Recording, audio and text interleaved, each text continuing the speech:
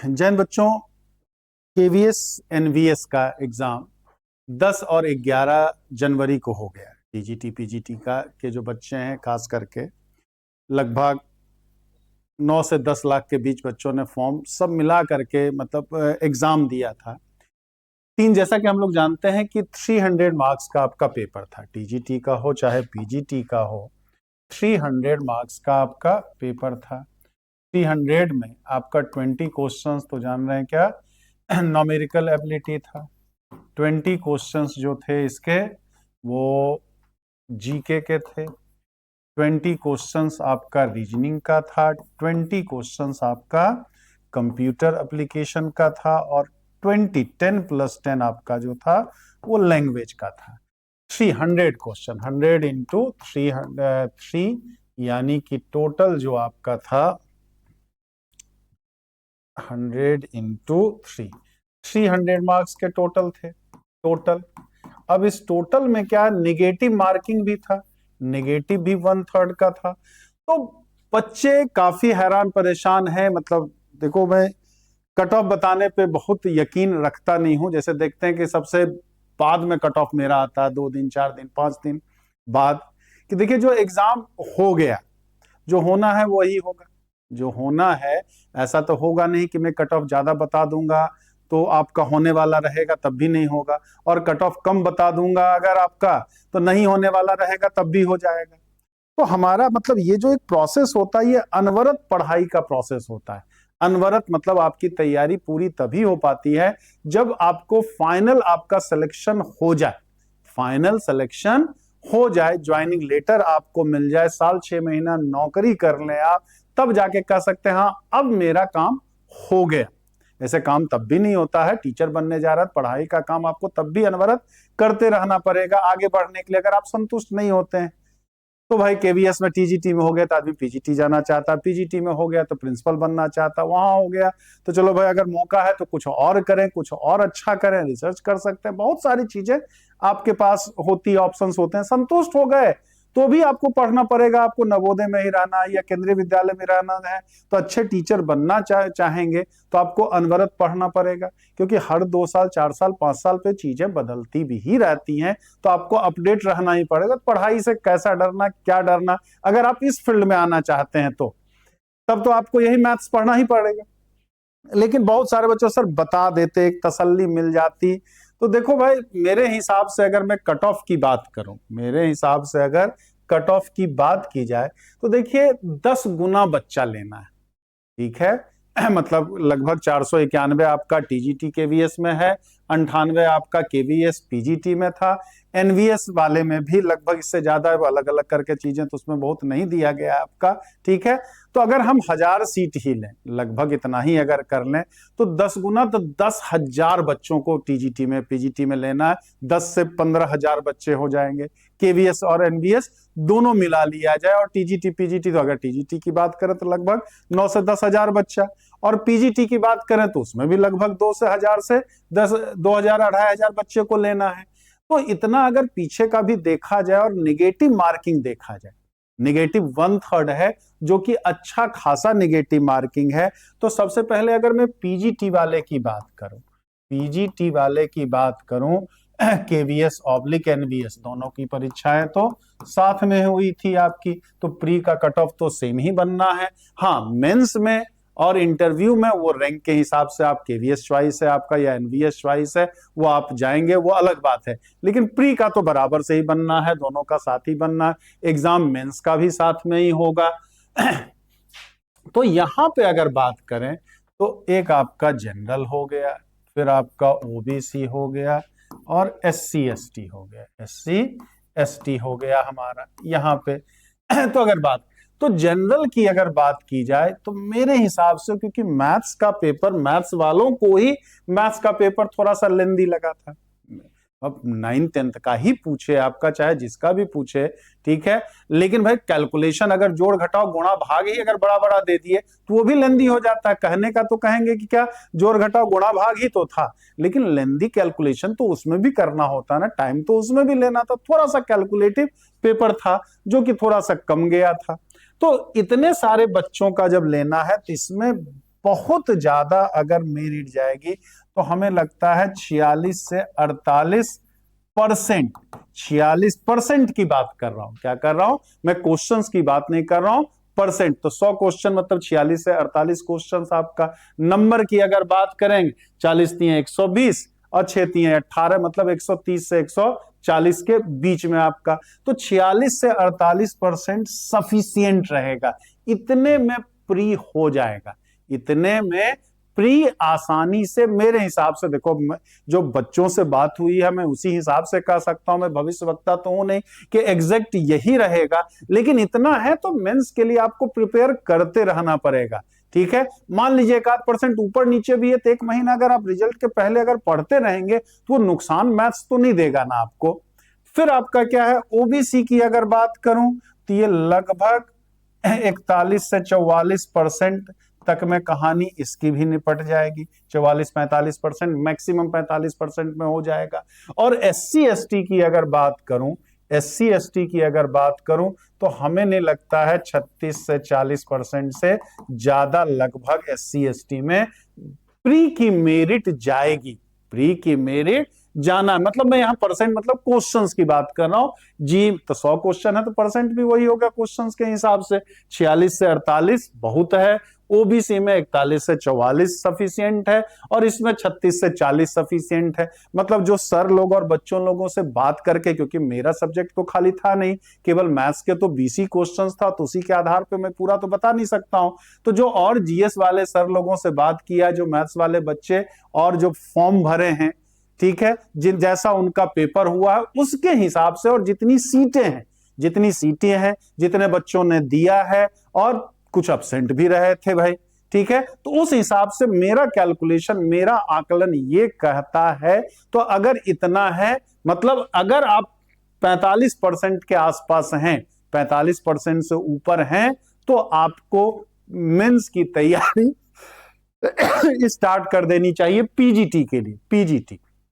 अब अगर मैं टीजीटी की बात करूं, टीजीटी, केवीएस, एनवीएस, केवीएस और एनवीएस वाले प्री की बात की जाए, KVS, NVS, pre, pre exam की बात की जाए, प्री, प्री का, तो यहां पे अगर हम, अब यहां अगर जनरल की बात की जाए तो थोड़ा सा इसमें क्या है, केवीएस टीजीटी में वैसा कठिन नहीं था, पीजीटी में थोड़ा सा लेंदी था, कठिन क्या कैलकुलेटिव था, लेकिन पीजीटी तो उसकी तुलना में थोड़ा सा आसान था, थोड़ा सा आसान था आपका, लेकिन इसमें सीटें बढ़ जाती हैं। केवीएस एनवीएस की, सॉरी, टीजीटी की तुलना में, अब जैसे केवीएस पीजीटी में तो 98 सीट ही है, इसमें 450 सीट है आपका, तो लगभग 10,000 बच्चों को आपको लेना है। कि ये मैं केवीएस की बात कर रहा हूं, एनवीएस में भी लगभग इतना आपका, थोड़ा बहुत कम माइनस कर करके, तो 8-9 हजार बच्चों को लेना है। तो यहाँ पेपर तो आसान था, लेकिन नंबर ऑफ वैकेंसी ज्यादा है, तो उसका 10 गुना बच्चों को लेना है आपका। तो ये भी नहीं कि 70-80% जाएगा, इसमें भी प्री 70-80% ना जाएगा आपका, सेम प्रोसेस यहां भी है। तो इसमें भी अगर हम परसेंटेज की बात करें तो बहुत तो 50 से 52%, 50 से 52% आपका जनरल, इससे 1-8% कम भी जा सकता है, ज्यादा जाने की हमें गुंजाइश तो नहीं लगती है। ओबीसी की बात करें तो ओबीसी बस ज्यादा नहीं, लगभग पे ही रहता है, ओबीसी जनरल में बहुत ज्यादा का फर्क नहीं होना होता है आपका। तो इसको भी 49 से लेकर के 51-52 तक आप कह सकते हैं। और एससी एसटी की अगर बात करें, एससी एसटी की, तो यहां भी 40%, 35 to 40% में यहां भी मामला खत्म हो जाएगा। बहुत तो 38 से 40% में मामला आपका एससी एसटी में, यहां भी इससे कम भी हो सकता है, इससे कम भी हो सकता है। अब कुछ लोग जैसे, मतलब बहुत लोगों का देखा भी, बहुत लोग कह सकते हैं कि सर इतना कम नहीं जाएगा, इतना कम नहीं। तो भाई देखिए, मेरा आकलन बातचीत के आधार पे 3-4 दिन मैंने इसीलिए तुरंत आकर के नहीं बताया, कि बताने का तुरंत एग्जाम पे आकर के भी बता सकते थे, कि एग्जाम के बाद आकर के तुरंत बता दिए भाई। तो कई सारे बच्चों से बातचीत करने के बाद, कई जो जीएस वाले टीचर है, कंप्यूटर एप्लीकेशन वाले टीचर है, उन सबसे भी संपर्क करने के बाद, और जितने बच्चों ने दिया था वो सब आकलन करने के बाद, मतलब एक कोशिश है कि इतने पे आपको मेंस की तैयारी प्रारंभ कर देनी चाहिए। अब कैसे तो कम, जैसे कुछ लोग कहते हैं कि कम बताते हैं कि मेंस के बैच में एडमिशन हो जाए, वो हो जाए। तो भाई देखो, टीचर्स एकेडमी या मैंने साफ साफ कह दिया है कि अगर मेंस के बैच में कोई एडमिशन लेता भी है, केवीएस, एनवीएस, ईएमआरएस या एलटी मेंस के बैच में कोई एडमिशन लेता भी है, अगर खुदा ना खास्ते उनका दुर्भाग्यवश अगर प्री में नहीं हो पाता है, तो उनकी 100% फी वापस हो जानी है। तो कम बता करके आपका ले लेंगे तो हमारा कुछ फायदा तो हो नहीं जाएगा कि भाई मेरा फायदा हो रहा है कि भाई तो एडमिशन तो, अरे वापस ही तो करना है, जिसका जिसका मेंस में नहीं होना वापस ही करना। तो कम बताने या ज्यादा बताने से मेरा कोई लाभ ऐसा है नहीं, लेकिन हाँ आपका लाभ जरूर होगा। लाभ इन द सेंस ये कि अगर ये आप पढ़े रहेंगे तो आप यूपी के हैं, खास करके तो यूपी के हैं तो आपका क्या है, नया टीजीटी पीजीटी की वैकेंसी आनी है, उसमें काम देगा ये पढ़ाई आपको। अगर आप बिहार के हैं तो बीपीएससी टीआरई 4 लगा हुआ है, वहां काम देगा।